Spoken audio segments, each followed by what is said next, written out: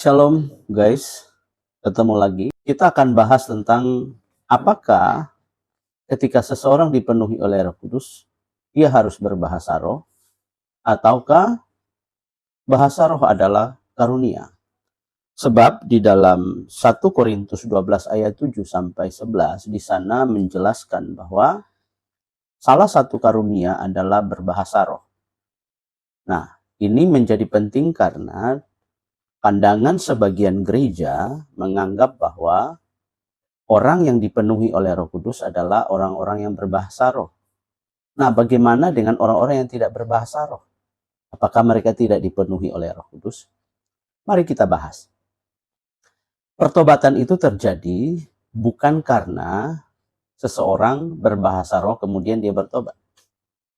Tetapi pertobatan itu terjadi karena seseorang mendengar firman Tuhan dan tumbuh iman, dan kemudian dia menjadi percaya, memberi diri dibaptis. Nah, dari situlah proses orang mulai bertobat. Dia menerima Yesus sebagai Tuhan dan Juru Selamat, satu-satunya, dan di kitab Yohanes menjelaskan bahwa seberapa banyak yang menerima dia sebagai Tuhan dan Juru Selamat, mereka disebut anak-anak Allah. Nah, sedangkan di dalam karunia Roh Kudus, salah satu karunia yang sangat penting adalah karunia berbahasa roh. Selain daripada karunia marifat, hikmat marifat, kemudian karunia bernubuat, karunia untuk mengadakan mujizat, karunia iman, dan sebagainya. Itu adalah jenis-jenis karunia. Jadi, jika kita menyimpulkan bahwa orang yang percaya kepada Yesus tidak harus berbahasa roh baru membuktikan bahwa dia dipenuhi oleh Roh Kudus. Sebab orang dipenuhi oleh Roh Kudus itu, dipimpin dan dituntun oleh Roh Kudus itu, selalu menunjukkan buah-buahnya, yaitu buah-buah roh. Kasih, sukacita, damai sejahtera, kebaikan, kemurahan, dan seterusnya. Nah, itu buah dari roh. Sedangkan karunia roh itu adalah karunia yang diberikan khusus kepada orang di mana Allah memberikannya. Sebab karunia itu berbeda-beda. Tidak ada orang mendapat karunia atau semua karunia pada satu orang, tidak. Ada karunia untuk berbicara dalam bahasa roh itu, kemudian harus ada yang menerjemahkannya. Tetapi kan sering kita menemukan bahwa orang berbahasa roh di mana saja. Dan kemudian ada beberapa dan banyak orang yang merasa sangat terganggu. Kenapa? Karena mereka tidak bisa berbahasa roh. Nah, akibatnya kadang-kadang terjadinya adalah mereka ikut-ikutan berbahasa seperti orang-orang yang melakukannya.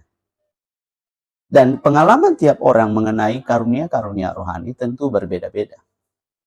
Sehingga tidak bisa disamaratakan siapapun itu. Kita harus bisa melihat bahwa buah-buah roh itu menunjukkan betul bahwa seseorang itu dipenuhi oleh Roh Kudus. Ada orang yang rajin berbahasa roh tetapi tidak punya buah dari Roh Kudus itu sendiri.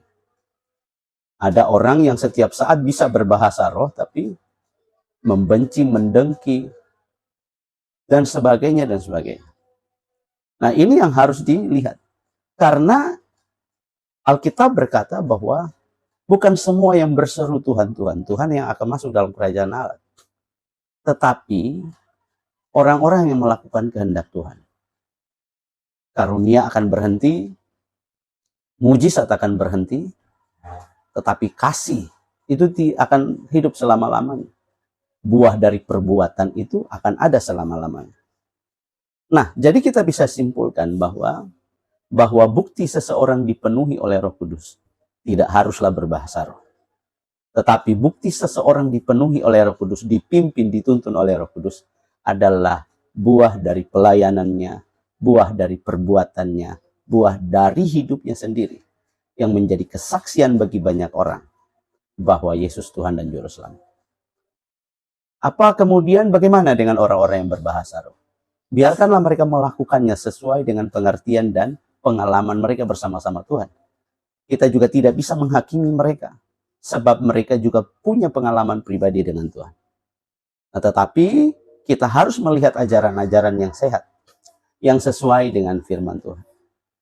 Paulus mengatakan bahwa dia bisa berbahasa roh lebih banyak dari siapapun. Tetapi dia lebih memilih untuk berdoa menggunakan akal budi supaya orang lain yang mendengarnya bisa dibangun.